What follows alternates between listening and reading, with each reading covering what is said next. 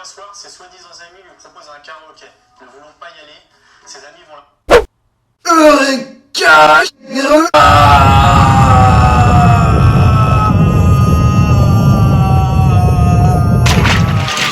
J'ai trouvé un moyen infaillible de gagner de la thune sur YouTube.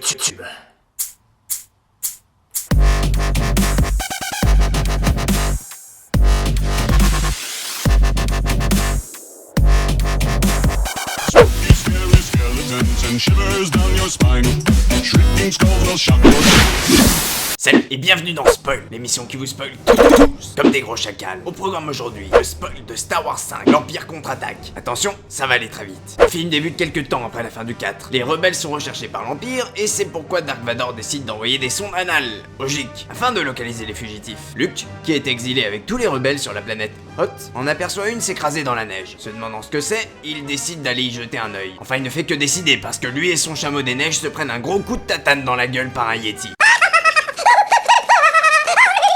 qui a décidé de faire de son dîner. Mais Luke, qui est dans sa grotte et pendu comme un porky, dans un éclair de lucidité, utilise la force afin d'attraper son sabre laser et maraver le Yeti pour finalement s'enfuir de sa grotte. Mais je vous laisse deviner qu'il ne tiendra pas longtemps dans ce froid. Il a quand même la chance que Han Solo se soit inquiété et soit parti à sa recherche. Avachi dans la neige, Luke voit Ben dans une hallucination, sûrement due au froid. Bon écoute ma couille, si tu survis, va voir Yoda, c'est le dernier Jedi vivant. Mais bon fais gaffe, il risque de te faire des avances. Yann finit par retrouver Luke et se sert des tripes de son chameau des neiges qui a fait une crise cardiaque pour en faire une couverture pour notre héros. Bon, le lendemain ils se font secourir par les autres rebelles et à peine arrivé à la base que Luke pratique l'inceste. Yann et Chewie, qui ne s'appelle plus Chico, partent ensuite en reconnaissance et découvrent la sonde. Mais notre portugais préféré est très discret et les fait repérer. Ils sont donc obligés de la détruire, ce qui donne à Vador leurs coordonnées. Bon, du coup après c'est la bataille sur Hoth, mais les rebelles sont forcés de s'enfuir et donc Luke et R2 s'envolent pour le système Dagobah, se séparant de Yann, Leia, 6PO et Chewie qui s'échappent de la base au moment où Vador pénètre dans celle-ci. Mais poursuivi par la flotte impériale, il se voit dans l'obligation de se réfugier dans ce qui semble être un creux dans un astéroïde. Pendant ce temps, Luke atterrit sur sa planète de destination, et c'est vrai qu'elle fait refuge de pédophiles quand même.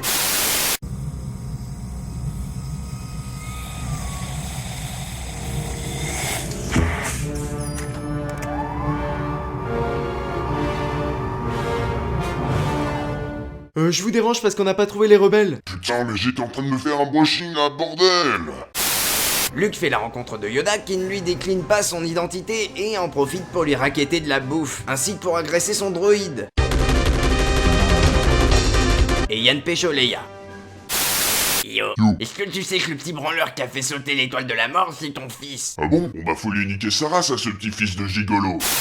Pendant ce temps, Yoda dévoile à Luke son identité, et qu'il était autrefois un Jedi, et donc notre héros essaye de le convaincre de lui apprendre à utiliser la force. Yoda accepte, mais avec une certaine réticence. De leur côté, Leia et Yann découvrent qu'ils sont pas dans un creux d'astéroïde, mais dans le bide d'un monstre qui vit dans le creux d'un astéroïde. Je crois que la nuance est importante. Je vous laisse deviner qu'il s'enfuit, hein. Et retour à l'entraînement de Luke, où celui-ci aperçoit un endroit étrange. Yoda lui annonce qu'il y trouvera ce qu'il y apportera, un peu comme une confrontation entre son côté clair et son côté sombre, puisqu'il voit Vador à l'intérieur. Et c'est son côté lumineux qui l'emporte visiblement. Bon, après il continue son apprentissage, et après une perte de concentration, le vaisseau avec lequel il est arrivé s'enlise dans les marécages. Il tente de le faire sortir avec l'aide de la force, mais échoue, car il n'y croit pas. Mais Yoda lui montre ce que c'est que d'être un bonhomme. Il a ensuite une vision de ses amis en danger, et du coup il part pour Bespin, la cité des nuages. Ça tombe bien car c'est là où se rendent ses amis, car c'est là-bas que vit Lando, un ami de Yann. Mais on va dire qu'ils sont bien fait entuber par ce traître de Lando.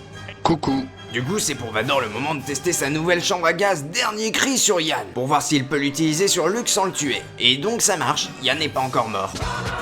Mais on ne le reverra pas avant le début de l'épisode 6. On dit bye bye à Yann, les enfants. Après la déchéance de notre Yanou adoré, Luke arrive sur Bespin et aperçoit son ami congelé et déplacé, puis entre dans la pièce où le drame s'est produit. Pendant que Lando se rachète une conduite et sauve Leia et Chewbacca en les aidant à s'enfuir, le combat de Luke contre Dark Vador commence. Et ce dernier va vite s'apercevoir des progrès réalisés par Skywalker, qui s'avère tout de même insuffisant, car ce dernier se fait quand même couper le bras par son opposant. Alors que Luke se trouve au bord d'une passerelle, au-dessus du vide, Vador lui annonce alors qu'il est son père. Ce qui vous aurait tous étonné s'il n'y avait pas eu de prélogie, hein. Bref, Luke, dépassé par cette nouvelle, se lance dans le vide, et par chance il glisse dans un toboggan qui le conduit à l'extérieur, dans le vide. Mais heureusement, Luke, grâce à ses pouvoirs de Jedi, a réussi à s'accrocher à l'antenne télé de Lando. D'ailleurs, ce dernier, accompagné des amis de notre héros, est prévenu par celui-ci qu'il est sain et sauf sauf et qu'il faut aller le chercher. Tout ça grâce à la force, hein. Il s'enfuit et tout.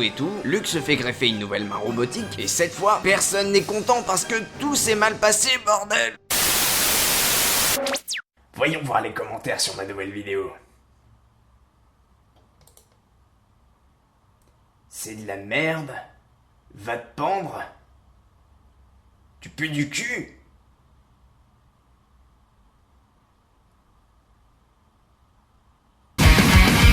Spooky, scary skeletons and shivers down your spine. Shrieking skulls will shock your soul, seal your doom tonight. Spooky, scary skeletons speak with such a screech. You'll shake and shudder in surprise when you hear these zombies shriek.